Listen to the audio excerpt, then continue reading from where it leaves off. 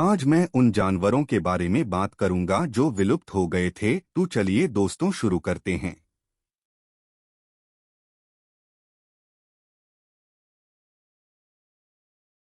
थाईलेसिन, जिसे आमतौर पर तस्मानियाई बाघ या तस्मानियाई भेड़िया के रूप में भी जाना जाता है, एक विलुप्त मांसाहारी दल है जो ऑस्ट्रेलियाई मुख्य भूमि और तस्मानिया और न्यू गिनी के द्वीपों का मूल निवासी था। यूरोपीय लोगों के आगमन से पहले लगभग 3500 साल पहले न्यू गिनी और ऑस्ट्रेलिया की मुख्य भूमि पर थाईलेसिन खत्म हो गया था।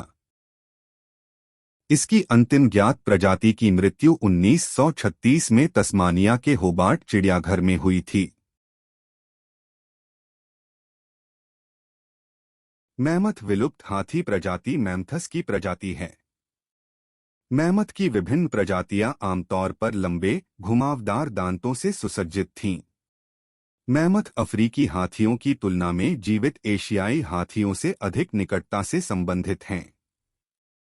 उन्हीं मैमथ लगभग 10 से 12 फीट लंबे होते थे और उनका वजन 5500 से 7300 किलोग्राम होता था।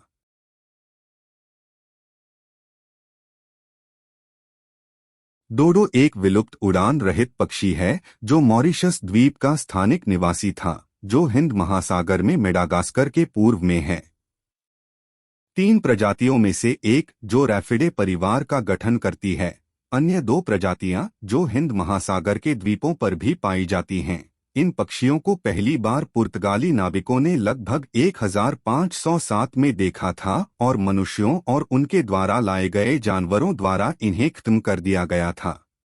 मॉरिशस के अपने गृह द्वीप पर आखिरी बार डोडो देखे जाने की पुष्टि 1662 में की गई थी, लेकिन 2003 में डेविड रॉबर्ट्स और एंड्रयू सोलो द्वारा किए गए अनुमान के अनुसार 1690 के आसपास पक्षी का विलुप्त होना तय हुआ था।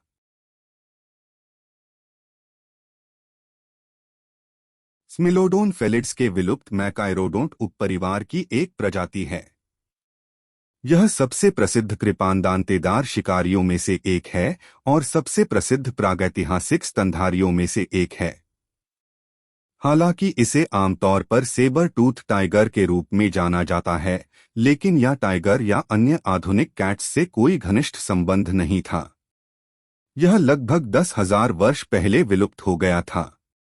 जीवाश्म पूरे उत्तरी अमेरिका और यूरोप में पाए गए हैं। बाइजी व्हाइट डॉल्फिन, जिसे चीनी नदी डॉल्फिन भी कहा जाता है, केवल चीन में यांगत्जी नदी में पाई जा सकती है। ये स्तनधारी 8 फीट तक लंबे और 1/4 टन तक वजनी हो सकते हैं।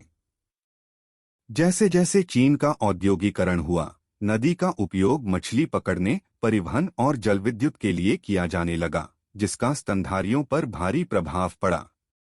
हालांकि आधिकारिक तौर पर विलुप्त होने के रूप में दर्ज नहीं किया गया है, लेकिन 2002 के बाद से किसी ने यांगत्जी नदी डॉल्फिन को नहीं देखा है।